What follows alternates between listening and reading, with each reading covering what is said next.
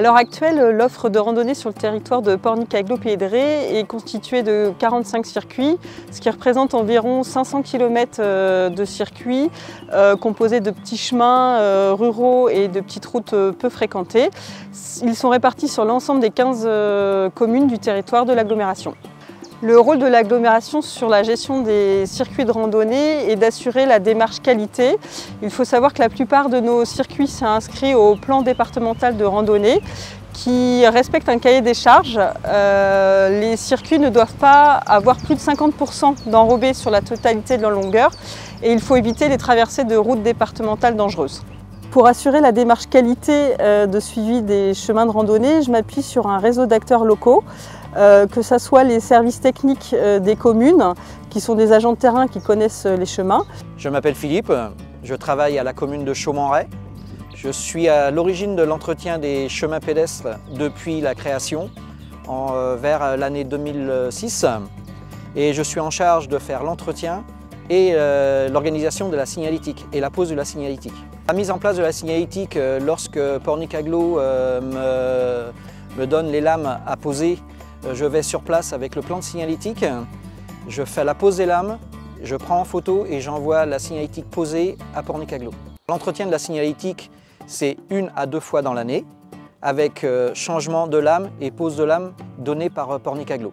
En ce qui concerne l'état des lames, je fais une fréquence de passage 2 à 3 fois dans l'année pour voir si les lames sont en bon état ou s'ils n'ont pas disparu.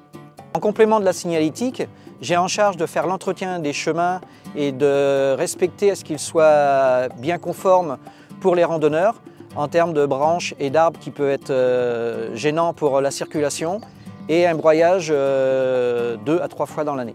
En ce qui concerne l'entretien des haies, tous les 2 ans, on fait intervenir une entreprise avec un petit tracteur et un lamier qui puissent passer dans nos chemins vu l'étroitesse de nos circuits. En ce qui concerne les lagages, nous intervenons soit avec nos services techniques ou on fait intervenir une entreprise.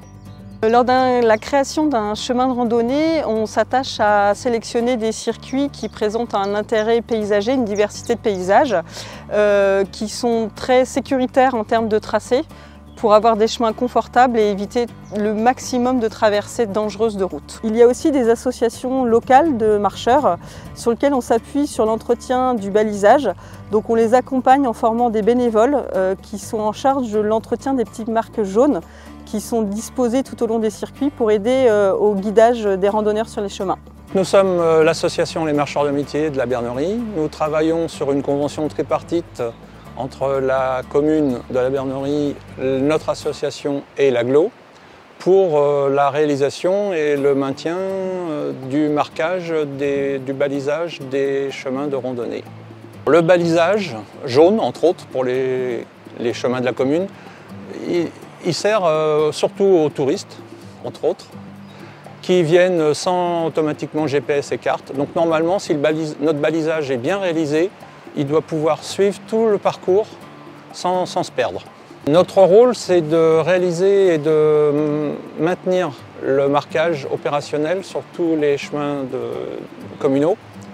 Donc nous passons 1 à 2 fois par an pour vérifier que le marquage est toujours présent et de bonne qualité. Plus le parcours est sinueux, plus vous aurez d'indications proches les unes des autres. Et vous pouvez, sur une ligne droite, avoir un marquage tous les 300 mètres. L'offre de randonnée sur le territoire est très diversifiée. On a des circuits très courts de 1 à 2 km qui sont labellisés accessibles à tous. Ils sont très plats, sans obstacles et il y a une forte demande de circuits accessibles à tout le monde, en poussette pour les personnes âgées ou les personnes en situation de handicap. Et on a aussi des circuits beaucoup plus longs, ça va jusqu'à une vingtaine de kilomètres, qui sont plutôt praticables à vélo du fait de leur longueur.